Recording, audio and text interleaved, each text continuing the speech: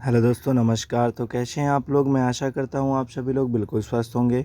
और आज मैं लेके आया हूँ आने वाले आपके जो 24 अगस्त को होने वाला आपका पेट एग्ज़ाम है, उसके लिए ये क्वेश्चंस हैं। और इन क्वेश्चनों में आपको जो है ऐसे बहुत सारे क्वेश्चन मिल जाएंगे जो आपकी टेस्ट सीरीज़ में दिए होंगे। और एक बार आप जो है यहाँ से पेपर जो जो भी आप ये वीडियो में क्वेश्चन सॉल्व करते हैं, जैसे एग्ज़ाम आता है तो आप ये ज़रूर देखिएगा कि कितने परसेंट क्वेश्चन मैच करते हैं, क्योंकि मैं सारे जो आपके क्वेश्चन करवाता हूँ सारे टेक्स्ट बुक के होते हैं। ठीक है दोस्तों, तो चलिए स्टार्ट करते हैं आज के 40 क्वेश्चन। 40 में से आपके 20 हिंदी और 20 आपके जीके जीएस के क्वेश्चन हैं। आपके कितने सही होते हैं आप लोगों को कमेंट बॉक्स के माध्यम से मुझे बताना होगा कि 40 में से आपके कितने सही होते हैं दोस्तों। तभी पता चलेगा आपको कि आपकी तैयारी किस लेवल की है और कैसी चल रही है। तो चलिए स्टार्ट करते हैं आज के फर्स्ट क्वेश्चन से। फर्स्ट क्वेश्चन देखते हैं आज का क्या है। फर्स्ट क्वेश्चन जो कि आपका हिंदी का है। तो फर्स्ट क्वेश्चन है आपका जो कि एक मुहावरा है। 21 क्वेश्चन है फर्स्ट। आँखों में गड़ना, मुहावरे का अर्थ बताना है। आँखों में गड़ना मुहावरे का अर्थ सही। आँखों में गड़ना, आँखों में गड़ना मतलब इसका सही अर्थ बताना है आपको कि आँखों में गड़ने का जो, जी हाँ, तो इसका सही अर्थ बताना है। आँखों में गड़ने मुहावरे का सही अर्थ बताइए। 4 विकल्प आपके यहाँ पे दिए हुए हैं, आपको फटाफट इसका राइट ऑप्शन बताना है। दोस्तों अगर ऐसे मुहावरे की बात करूँ तो मुहावरे का अर्थ निकालने में बहुत ईजी होता है और आप लोग तुरंत बता सकते हैं। ठीक है, तो आँखों में गड़ना मुहावरे का अर्थ होता है वस्तु को पाने की उत्कृष्ट लालसा रखना। क्या होता है? वस्तु की पाने की उत्कृष्ट लालसा रखना। ठीक है, आँखों में गड़ना, कोई चीज़ आँखों में चुभ गई है, मुझे चाहिए चाहिए। ठीक है, तो वैसे ही होता है आँखों में गड़ना। अगला प्रश्न है क्वेश्चन नंबर 22। 22 क्या कह रहा है? उठ जाना। उठ जाना मुहावरे का अर्थ क्या है? अब उठ जाने से क्या मतलब है? 4 ऑप्शन दिए हुए हैं, राइट ऑप्शन चुन के बताइए दोस्तों कि उठ जाना जो मुहावरा है यहाँ पे, इसका सही वाक्य क्या होगा। तो उठ जाना का मतलब होता है मर जाना। क्या होता है दोस्तों? मर जाना या मृत्यु हो जाना। ठीक है, तो ऑप्शन नंबर इसका ए बिल्कुल सही होगा, मर जाना। क्योंकि उठ जाना आदमी कहते हैं ना, वो उठ गए हैं, वो नहीं है। ठीक है, अगला क्वेश्चन है आपका 23। 23 क्या कह रहा है? मोस्ट इंपॉर्टेंट क्वेश्चन है। और ये आपका मैं कम से कम नहीं तो अभी तक के सारे वीडियो में बोलूँ अगर मैं, तो कम से कम 10 बार ये क्वेश्चन करवा चुका हूँ। और ये क्वेश्चन इतना मोस्ट इंपॉर्टेंट है कि मैं जब यूपीएसआई की सीरीज़ सॉल्व करता हूँ तो उसमें भी मुझे 2 से 3 बार ये दिखा है। तो आइए इसको रीड करते हैं। कनक कनक ते सौगुनी माँ दत्ता अधिकाय खाए या खाए बौराए जग व पाए बौराए। इसमें कौन सा अलंकार है? 4 ऑप्शन दिए हुए हैं, राइट ऑप्शन बताइए फटाफट। इसका राइट ऑप्शन कौन सा है? मैं आपको बता भी चुका हूँ कि जो ये एग्ज़ाम्पल है बहुत बार बताया हूँ, यह जो है केवल और केवल यमक अलंकार को एग्ज़ाम्पल है। ठीक है दोस्तों, ये आपका यमक अलंकार है इसमें, और यह यमक अलंकार का एक उदाहरण है। इसका अर्थ भी मैंने बता रखा है आपको। अगर आप लोगों ने अर्थ वगैरह नहीं देखा तो आप मेरी पुरानी वीडियो में जाके अच्छे से अलंकार पढ़ सकते हैं, जो स्पेशली अलंकार के लिए बनाई गई थी वीडियो। अगला प्रश्न है 24वां। अर्थालंकार की पहचान करें। 4 विकल्प दिए हुए हैं यहाँ पे। 4 विकल्प में से अर्थालंकार की पहचान करें कि अर्थालंकार का कौन सा अलंकार जो है उसका भेद है। फटाफट बताइए इसका राइट ऑप्शन कौन सा होगा दोस्तों।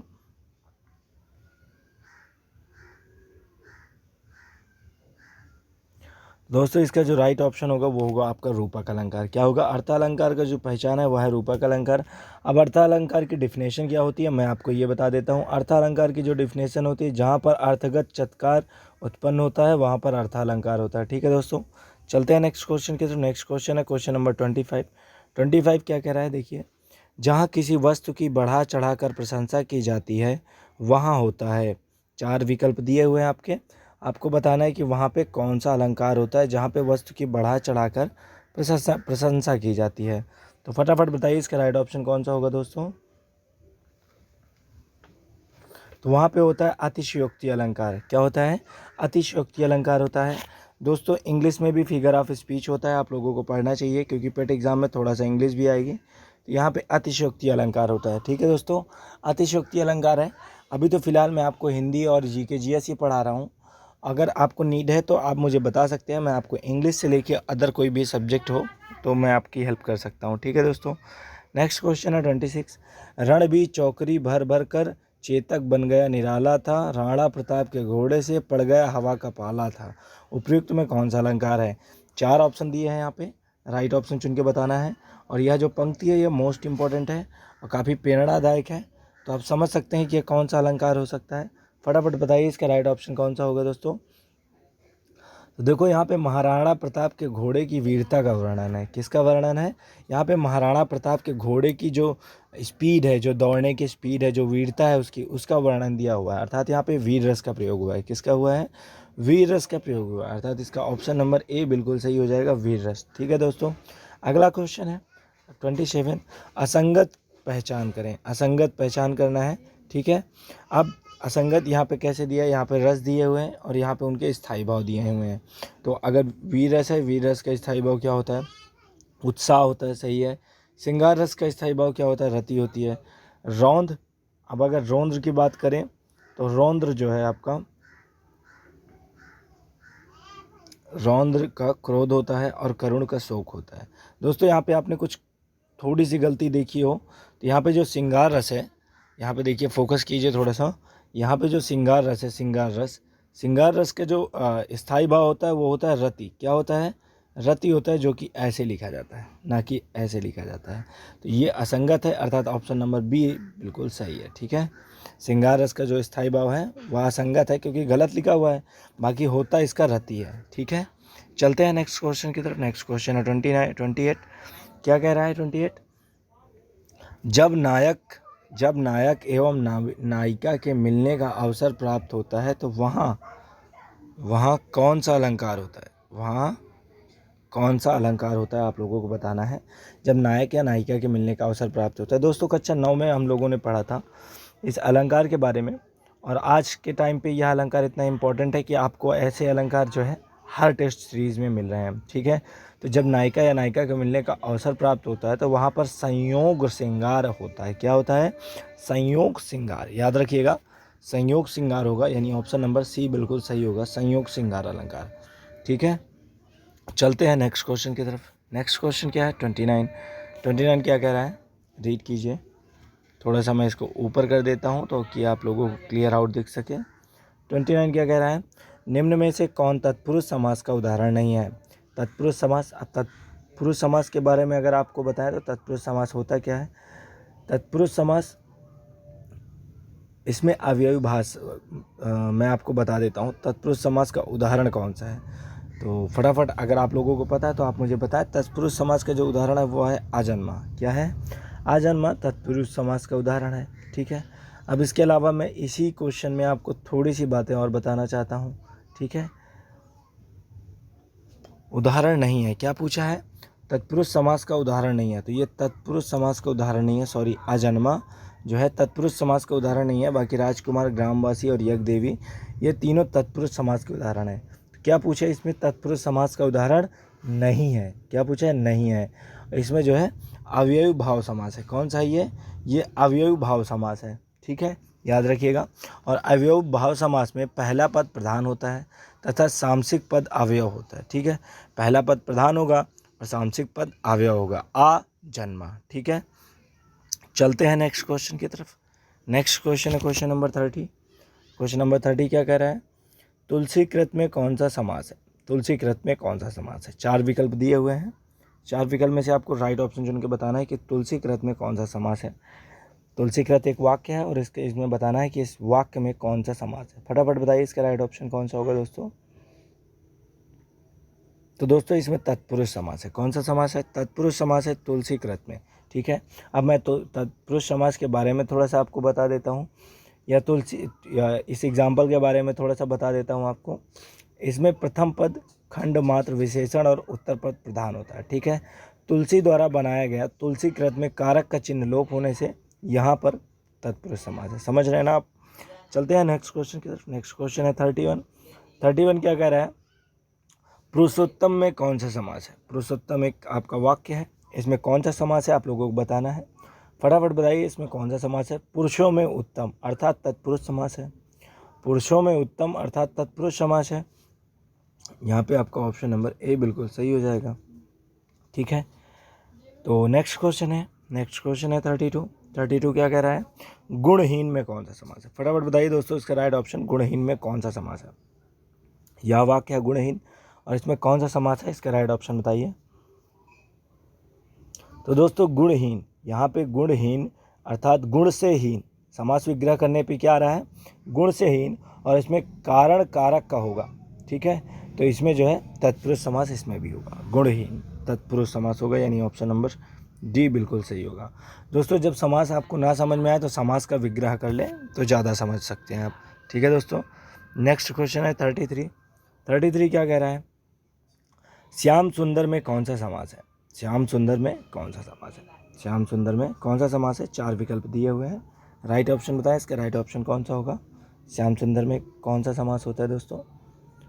तो श्याम सुंदर में जो है आपका, इसमें प्रथम पद विशेषण है, देखिए थोड़ा सा, प्रथम पद विशेषण है, अर्थात श्याम सुंदर में कर्मधाराय समास है। कौन सा समास है, कर्मधाराय समास है, ठीक है, याद रखिएगा यहाँ पे कौन सा समास है, कर्मधाराय समास। नेक्स्ट क्वेश्चन है 34।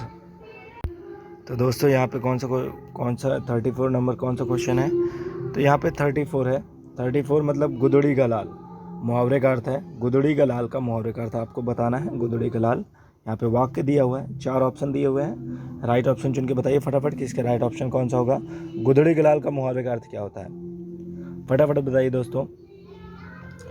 तो इसका जो अर्थ होता है वो होता है गरीब परिवार यानी निर्धन परिवार में गुणी आदमी का जन्म होना, यानी निर्धन परिवार में गुणी का जन्म होना, ये होता है गुदड़ी का लाल। ऑप्शन नंबर बी बिल्कुल सही होगा इसका, ऑप्शन नंबर बी गुदड़ी का लाल बिल्कुल सही होगा, ठीक है दोस्तों। नेक्स्ट क्वेश्चन है 35। रहीमन पानी राखिए बिन पानी सब सून में कौन सा अलंकार है, ठीक है, रहीमन पानी राखिए बिन पानी सब सून में कौन सा अलंकार है, फटाफट बताइए इसका राइट ऑप्शन कौन सा है दोस्तों। तो दोस्तों ये क्वेश्चन भी मैं पढ़ चुका हूँ और बहुत साल पहले पढ़ा था। तो यहाँ पे जो आपका श्लेष अलंकार होगा, कौन सा अलंकार होगा, श्लेष अलंकार होगा। और ये कक्षा 10 के जो है व्याकरण में श्लेष अलंकार के एग्जाम्पल में दी हुई है हिंदी की पुस्तिका में, आप लोग देख लीजिएगा, चेक कर लीजिएगा। चलते हैं नेक्स्ट क्वेश्चन की तरफ। नेक्स्ट क्वेश्चन है 36 क्या कह रहा है, वृद्ध भिखारी 2 रोटी खाकर, यहाँ पे रिक्त स्थान है, हो गया, ठीक है, तो रिक्त स्थान भरें, फटाफट इसका बताइए राइट ऑप्शन कौन सा होगा, यहाँ पे कौन सा जो है रिक्त स्थान पे भरा जाएगा।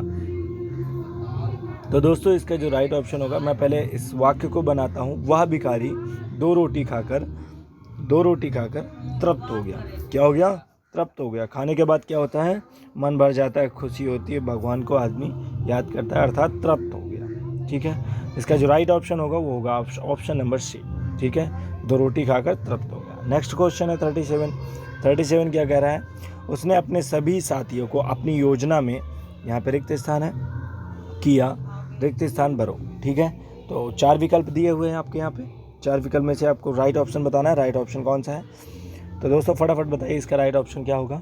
उसने अपने सभी साथियों को अपनी योजना में सम्मिलित, क्या होगा, सम्मिलित किया, क्या होगा दोस्तों, सम्मिलित किया, अर्थात ऑप्शन नंबर ए बिल्कुल सही होगा, सम्मिलित। नेक्स्ट क्वेश्चन है 38। गुरु गोविंद 2 खड़े काके, यहाँ पे रिक्त स्थान है, पंक्ति को पूरा कीजिए। अब आप लोगों ने ये पंक्ति तो पढ़ी होगी, गुरु गोविंद 2 खड़े काके लागू पाए, ठीक है, गुरु गोविंद 2 खड़े काके लागू पाए, यानी यहाँ पे जो काके लागू पाए, अब देखिए यहाँ पे काके तो दिया है, लागू पाए, ठीक है, इसका जो राइट ऑप्शन होगा वो राइट ऑप्शन होगा आपका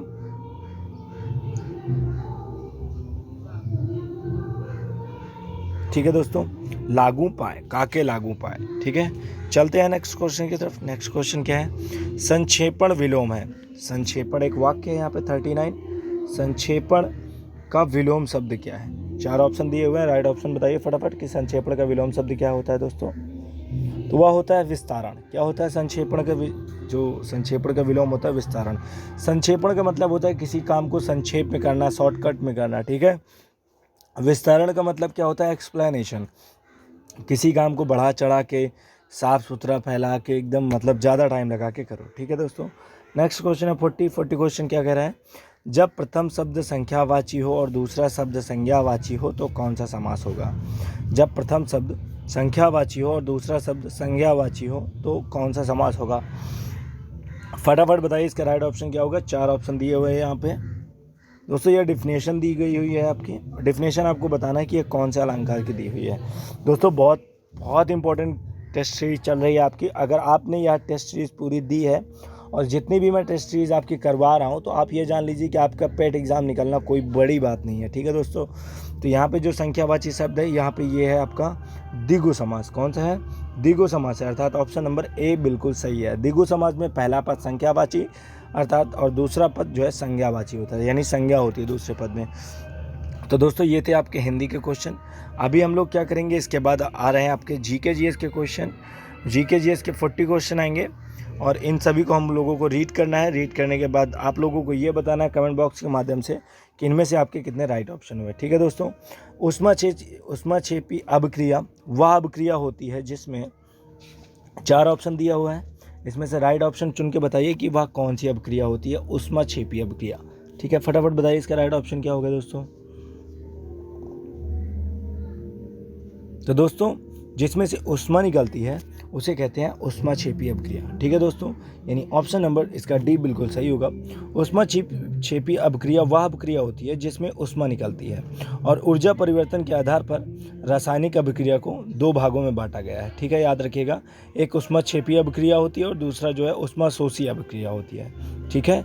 चलते हैं नेक्स्ट क्वेश्चन की तरफ। 62 है, क्या कह रहा है, ईका सिलिकॉन को यहाँ पे रिक्त स्थान के रूप में जाना जाता है। तो ईका सिलिकॉन को किस रूप में जाना जाता है? 4 ऑप्शन दिए हुए हैं। अगर आप लोगों को याद होगा तो आप फटाफट मुझे कमेंट बॉक्स के माध्यम से बता देंगे कि इसका राइट ऑप्शन क्या होगा। ईका सिलिकॉन को और किस रूप में जाना जाता है, बताइए फटाफट इसका राइट ऑप्शन क्या होगा दोस्तों। तो दोस्तों ईका सिलिकॉन को जर्मेनियम के रूप में जाना जाता है। किसके रूप में जाना जाता है? जर्मेनियम के रूप में जाना जाता है, अर्थात ऑप्शन नंबर डी इसका बिल्कुल सही होगा। इसके अलावा दोस्तों इसके बारे में थोड़ा सा और बताना चाहूँगा आपको। ऐसे पदार्थ जिसमें इलेक्ट्रॉनिक संरचना जिस प्रकार की होती है कि कहीं इलेक्ट्रॉन मुक्त हो जाता है तो वहीं रिक्त स्थान बन जाता है और अर्धचालक होता है। यह किस प्रकार की धातु है? तो यह आपकी जो है अर्धचालक है, ठीक है। ईका सिलिकॉन जो कि इसका राइट ऑप्शन जर्मेनियम है, ठीक है। 63 देखते हैं क्या है। यहाँ पर रिक्त स्थान है और आगे क्वेश्चन है, में एक प्रमुख काया पलट हुई जिसने ब्रिटिश शासन की नींव को हिलाकर रख दिया और इसे अवसर स्वतंत्रता का पहला युद्ध कहा जाता है। तो वह कौन सा युद्ध है जो ब्रिटिश सरकार की स्वतंत्रता को हिला के रख दिया? फटाफट बताइए इसका राइट ऑप्शन। तो वह है सन 1857 का युद्ध। क्या है? सन 1857 का युद्ध है। अब इसके बारे में मैं आपको बता देता हूँ। 10 मई स्पेशल डेट है ये, 10 मई सन 1857। अब इसके बारे में स्टोरी सुन लीजिए थोड़ा सा। सन 10 मई 1857 को मेरठ से सैनिक विद्रोह प्रारंभ हुआ था। कहाँ से प्रारंभ हुआ था? मेरठ से हुआ था और एकता की कमी भारतीयों के पराजय का सबसे महत्वपूर्ण कारण बनी थी वहाँ पे। और 1857 के विद्रोह को वीडी सावरकर ने भारत का प्रथम स्वतंत्रता संग्राम कहा था, याद रखिएगा। और यह आंदोलन किस लिए हुआ था? तो गाय और सुअर की चर्बी युक्त कारतूस के ढक्कन का प्रयोग करना इस जो है विद्रोह का प्रमुख कारण था। सन 1857 बहुत याद रखिएगा। इसके बारे में मैंने आपको जो जानकारी थी वो सारी जानकारी दे दी। तो चलिए दोस्तों देखते हैं नेक्स्ट क्वेश्चन। नेक्स्ट क्वेश्चन क्या है आपका? नेक्स्ट क्वेश्चन है 64 क्या कह रहा है, चलिए रीड करते हैं 64 नंबर क्वेश्चन। निर्वाचन मंडल को जो भारत के राष्ट्रपति का चुनाव कराता है का गठन कौन करता है? अब बताना है निर्वाचन मंडल का गठन कौन करता है जो कि राष्ट्रपति का चुनाव करवाता है। 4 विकल्प दिए हुए हैं आपके यहाँ पे, आपको राइट ऑप्शन चुन के बताना है दोस्तों कि इसका राइट ऑप्शन कौन सा होगा। तो फटाफट बताइए इसका राइट ऑप्शन कौन सा होगा दोस्तों। 4 ऑप्शन दिए हुए हैं यहाँ पे स्क्रीन पे दोस्तों, मैं बता देता हूँ इसका राइट ऑप्शन। निर्वाचन मंडल में जो भारत के राष्ट्रपति का चुनाव करवाता है या चुनाव का गठन का संसद और राज्य विधानसभाओं के निर्वाचित सदस्य कराता है। कौन कराता है? संसद और राज्य विधानसभाओं के जो निर्वाचित सदस्य होते हैं यही करवाते हैं। यानी इसका right option option number A होगा। ऑप्शन नंबर ए बिल्कुल सही होगा, संसद और राज्य विधानसभाओं के निर्वाचित सदस्य करवाते हैं, ठीक है। अगला प्रश्न है क्वेश्चन नंबर 65 क्या कह रहा है? यदि किसी वस्तु पर लागू एक स्थिर बल की दिशा में वस्तु द्वारा स्थानांतरित बल और दूरी के परिणाम के रूप में दर्शाया जाता है तो वह इसे कहा जाता है। 65 है, किया गया कार्य, गतिरोध, आवेग या त्वरण, क्या कहा जाता है आप लोगों को बताना है। 4 विकल्प दिए हुए हैं, राइट ऑप्शन चुन के बताइए फटाफट इसका राइट ऑप्शन कौन सा होगा। तो दोस्तों यदि किसी वस्तु पर लागू एक स्थिर बल की दिशा में वस्तु द्वारा स्थानांतरित बल और दूरी के परिणाम के रूप में दर्शाया जाता है तो किया गया कार्य कहा जाता है, क्या कहा जाता है? किया गया कार्य कहा जाता है। क्या कहा जाता है? किया गया कार्य, अर्थात ऑप्शन नंबर ए बिल्कुल सही होगा, किया गया कार्य। ठीक है, यह इसकी कार्य की परिभाषा है। और कार्य का जो मात्रक होता है वो होता है जूल। क्या है? कार्य का जो एसआई पद्धति में मात्रक है वह है आपका जूल। ठीक है दोस्तों, याद रखिएगा, कार्य का जो एसआई पद्धति में मात्रक है वह है जूल। और इसके अलावा मैं आपको बता देता हूँ कार्य से रिलेटेड जो कार्य का फार्मूला होता है, यानी डब्लू बराबर जो उसका फार्मूला होता है वो क्या होता है? F/A। आप सभी को पता होगा, आप लोगों ने 9th 10th में बहुत ही ज़्यादा यूज किया होगा ये फार्मूला। ठीक है, तो W बराबर FA होता है। ठीक है, तो ये याद रखिएगा, जहाँ F जो है बल होता है और FD होता है, जहाँ F जो है बल होता है और D जो है विस्थापन की, बल की विस्थापन होती है। अब चलते हैं अगले प्रश्न की तरफ। अगला प्रश्न क्या है? अगला प्रश्न है क्वेश्चन नंबर 66। क्वेश्चन नंबर 66 क्या कह रहा है? 66, सुबंधु, घटक, फर, छपड़ाक, वीरसेन, इन सभी में क्या समानता है? 4 ऑप्शन दिए हुए हैं, इनमें बताना है क्या समानता है। ये चारों पांचों व्यक्तियों के नाम दिए हुए हैं। ठीक है, तो बताइए फटाफट इसका राइट ऑप्शन। तो दोस्तों, सुबंधु, घटपर्क और छड़वार, वीरसेन, इन सभी में यह समानता है कि सभी चंद्रगुप्त जो है विक्रमादित्य के दरबार में थे। ठीक है, इसके अलावा ये सभी चंद्रगुप्त विक्रमादित्य के दरबार में थे, अर्थात ऑप्शन नंबर बी बिल्कुल सही है। अब इसके बारे में थोड़ा सा और आपको मैं डीपली जानकारी दे देता हूँ कि इसमें कालिदास, धनवंतरी, अमर सिंह, शंकु, बेताल, भट्ट, वर्महिंग, बरुचि, घटपरखट, छड़माड़क शामिल थे। जो टोटल जितने आदमी शामिल थे उनके विक्रमादित्य के नवरत्नों में वही थे। ठीक है, और चलते हैं अगले प्रश्न की तरफ। अगला प्रश्न क्या है? 67 क्या कह रहा है? निम्न में से कौन सा विश्व का सबसे बड़ा ऊष्म मरुस्थल है? बताइए फटाफट इसका राइट ऑप्शन। ऊष्म मरुस्थल कौन सा है? तो दोस्तों, इसका जो राइट ऑप्शन है वह है आपका सहारा मरुस्थल। सहारा मरुस्थल एक ऐसा मरुस्थल है जो विश्व का सबसे बड़ा ऊष्म मरुस्थल है और यह अफ्रीका महादेश में स्थित है। ठीक है, और कालाहारी मरुस्थल बोत्सवाना में स्थित है। कालाहारी का नाम भी आप लोगों ने सुना होगा। जबकि आटकामा मरुस्थल चिली में स्थित है। ठीक है दोस्तों, कालाहारी कहाँ स्थित है? तो कालाहारी आपका कहाँ स्थित है? मैंने आपको बताया था, तो ये बोत्सवाना में स्थित है। और आटकामा जो है ये कहाँ स्थित है? तो आटकामा जो स्थित है, आटकामा मरुस्थल, ये आपका चिली में स्थित है। ठीक है, और सहारा मरुस्थल की बात करें तो सहारा मरुस्थल जो है आपका अफ्रीका महादेश में स्थित है। ठीक है दोस्तों, चलते हैं नेक्स्ट क्वेश्चन की तरफ। नेक्स्ट क्वेश्चन की देखते हैं क्या है। नेक्स्ट क्वेश्चन है 68 क्या कह रहा है? दिल्ली के लाल किले में मोती मस्जिद का निर्माण किया था। 4 ऑप्शन दिए हुए हैं, आपको ये बताना है कि दिल्ली के लाल किले में मोती मस्जिद का निर्माण किसने करवाया था। फटाफट बताइए इसका राइट ऑप्शन कौन सा होगा। दोस्तों, आपके पास 3 से 4 सेकंड का टाइम होता है। अगर आप लोग मुझे कमेंट बॉक्स के माध्यम से बताते हैं तो वह क्वेश्चन ऑटोमेटिकली आपको याद हो जाएगा। जिससे क्या होता है, जब भी आप किसी चीज़ के लिए इंटरेस्ट लेते हैं तो वह आपके दिमाग में कंटिन्यू रन करती रहती है और जिससे वो आपको अच्छी तरीके से याद हो जाती है और उसे आप कभी भी नहीं भूल सकते हैं। तो दिल्ली के लाल किले में स्थित मोती मस्जिद का निर्माण मुगल शासक औरंगजेब के द्वारा कराया गया था। अब इसके बारे में मैं थोड़ा सा आपको बता देता हूँ कि लाहौर की जो मोती मस्जिद है वो जहांगीर ने बनवाया था और आगरा की जो मोती मस्जिद है वह शाहजहाँ ने बनवाया था। ठीक है दोस्तों, याद रखिएगा। तो यहाँ पे दिल्ली के जो लाल किले में मस्जिद बनवाई गई थी वह किसने बनवाई थी? तो वह बनवाई थी औरंगजेब के द्वारा बनाई गई थी। ठीक है दोस्तों, याद रखिएगा, ऑप्शन नंबर सी इसका बिल्कुल सही होगा, औरंगजेब के द्वारा बनाई गई थी। नेक्स्ट क्वेश्चन है 69 क्या कह रहा है? पुनर्गठित योजना आयोग का नाम क्या है? तो पुनर्गठित योजना आयोग जो है उसका नाम क्या है ये बताना है। तो उसका नाम है national institute for transforming India, यानी NITI। इसका जो फुल फॉर्म है NITI आयोग, यानी ऑप्शन नंबर ए बिल्कुल सही होगा। अब इसके बारे में बता देता हूँ। पंडित जवाहरलाल के युग में शुरू की गई योजना आयोग का प्रतिभाषण है। ठीक है, और नेहरू काल से शुरू की गई योजना जो है यही है। ठीक है, भारत में लगभग 30 साल के बाद पूर्ण बहुमत के साथ में यह जो है भाजपा सरकार ने वर्षों पुरानी योजना आयोग का नाम बदलकर नीति आयोग रखा है। ये करंट का क्वेश्चन है, नीति आयोग। ठीक है, इसका जो पूरा नाम है वो, इसका फुल फॉर्म है national institute for transforming India. ठीक है, याद रखिएगा। नेक्स्ट क्वेश्चन है 70, किस अभिनेत्री को भारत रत्न डॉक्टर अंबेडकर अवार्ड से सम्मानित किया गया है? 4 ऑप्शन दिए हुए हैं, राइट ऑप्शन बताइए किसका राइट ऑप्शन कौन सा होगा दोस्तों? तो वो है आपकी ऋचा चड्ढा। कौन सी है? ऋचा चड्ढा है, जिन्हें जो है भारत रत्न डॉक्टर अंबेडकर अवार्ड से सम्मानित किया गया है। ठीक है दोस्तों, चलते हैं नेक्स्ट क्वेश्चन की तरफ। नेक्स्ट क्वेश्चन क्या है 71 क्या कह रहा है, निम्न स्थलकृतियों में से किसका निर्माण भ्रमण द्वारा होता है। 4 ऑप्शन दिए हुए हैं, राइट ऑप्शन बताइए दोस्तों। इसका राइट ऑप्शन क्या होगा, तो वो होता है भ्रमण घाटी। क्या है, वह विभ्रमण घाटी द्वारा होता है। ठीक है दोस्तों, अब इसके बारे में मैं अगर आपको थोड़ा सा और बताऊं विभ्रमण घाटी के बारे में, तो विभ्रमण घाटियों का निर्माण स्थलाकृतियों में तनाव व खिंचाव की शक्तियों द्वारा होता है। ठीक है, और इसमें धरातल का कुछ भाग धंस जाता है, यानी जो जमीन का भाग होता है वह थोड़ा सा जमीन के अंदर चला जाता है और कुछ भाग ऊपर उठ जाता है। धंसाव के कारण विभ्रमण घाटी का निर्माण तथा उठे हुए भाग का भारोस परिवर्तन या ब्लैक पर्वत भी कहते हैं। क्या कहते हैं इसको, ब्लॉक पर्वत भी कहते हैं। ठीक है, इसको जो इंग्लिश में कहते हैं वो कहते हैं ब्लॉक पर्वत। बहुत पढ़ा होगा आप लोगों ने। 72 देखते हैं, 72 क्या कह रहा है।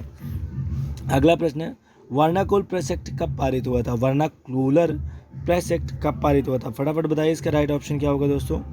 तो वर्नाकुलर प्रेस एक्ट जो पारित हुआ था ये सन 1878 में पारित हुआ था, यानी ऑप्शन नंबर बी बिल्कुल सही होगा। ठीक है दोस्तों, और देसी भाषा समाचार पत्र अधिनियम 1878 में पारित किया गया था, जिसे वर्नाकुल प्रेस एक्ट के नाम से जाना जाता था। ठीक है, अगला क्वेश्चन है 73 क्या कह रहा है, निम्न में से कौन सा जोड़ा गलत है। आपको जोड़ा बताना है कौन सा जोड़ा गलत है। यहाँ पे नृत्य के नाम दिए हुए हैं और यहाँ पे देशों के नाम दिए हुए हैं। अब आपको बताना है कि इनमें से कौन सा जोड़ा गलत है। ठीक है दोस्तों, फटाफट बताइए। गलत जोड़ा चूज़ कीजिए, क्योंकि राइट ऑप्शन तो तीनों राइट ही हैं, बाकी एक गलत है, तो गलत को आपको चुन के बताना है गलत कौन सा है। तो दोस्तों यहाँ पे अगर देखें तो कथकली जो कि कर्नाटक का ना होके केरल का नृत्य है। ठीक है, याद रखिएगा। अब कथकली केरल के योद्धा जनजाति नायर में प्रचलित रहा है। ठीक है, और इसकी जो है पुनर्स्थापना का श्रेय जो है बल्लो माश नारायण मेनन को जाता है। ठीक है, बस इतना ही जान लीजिए इस क्वेश्चन में।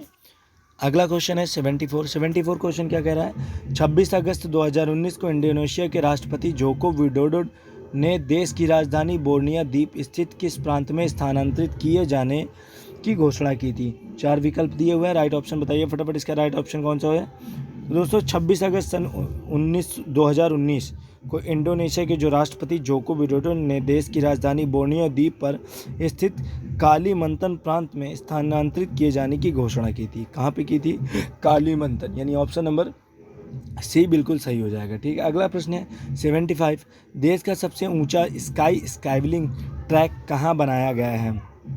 बताइए इसका राइट ऑप्शन क्या होगा दोस्तों। तो देश का जो सबसे ऊंचा स्काईक्लिंग ट्रैक मनाली में बनाया गया है। कहाँ पे बनाया गया है, मनाली में बनाया गया है, अभी हाल ही में बना है। और या इसके बारे में बता देता हूँ, अगस्त 2019 में हिमाचल प्रदेश के मनाली के पर्यटन स्थल में गुलाबा में 91, आप याद रखिएगा 91,123 फीट ऊंचाई पर निर्मित स्काई साइकिलिंग ट्रैक का सफल परीक्षण किया गया। अब साइकिलिंग स्काई मतलब बहुत ऊंची जगह से जो है वहाँ से आपको साइकिलिंग यानी साइकिल चलाना होगा, और वो बहुत ऊंची जगह होती है जो उसके लिए परीक्षण किया जाता है। और उस जगह को, अब वो टूरिस्ट प्लेस है तो वहाँ पे ऐसी जगह बनाने में अच्छा भी लगता है। ठीक है दोस्तों, साथ ही 460 मीटर लंबी जिप लाइन का भी परीक्षण किया गया था वहाँ पे हाल ही में। और यह देश में निर्मित सबसे ऊंची स्थित स्काईलिंग है, याद रखिएगा। और इसे अक्टूबर 2019 के प्रथम सप्ताह में आम जनता के लिए खोला जाएगा।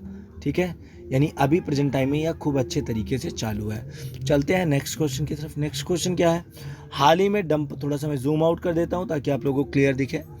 देखते हैं नेक्स्ट क्वेश्चन क्या है 76 है, हाल ही में डंपा बाग अभ्यारण्य को क्लाउड लेपर्ड के अध्ययन स्थल के रूप में चुना गया।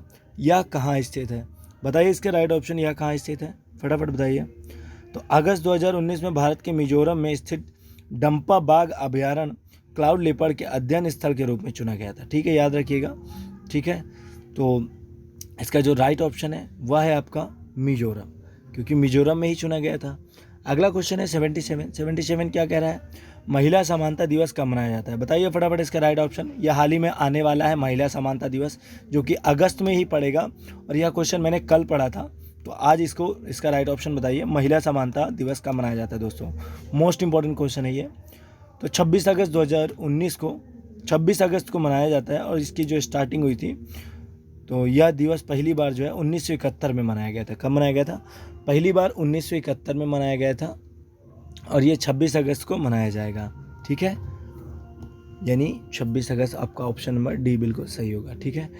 किस कंपनी ने बीसीसीआई के अंतर्राष्ट्रीय और घरेलू मैचों के लिए प्रायोजित अधिकार बरकरार रखा है? बताइए इसका राइट ऑप्शन क्या होगा। 4 ऑप्शन दिए हुए हैं आपके, फटाफट बताइए इसका राइट ऑप्शन क्या होगा दोस्तों। तो 21 अगस्त 2019 को भारतीय क्रिकेट कंट्रोल बीसीसीआई जिसे कहते हैं ने पेटीएम के पास प्रयोजन अधिकार करार की घोषणा की थी। ठीक है, याद रखिएगा।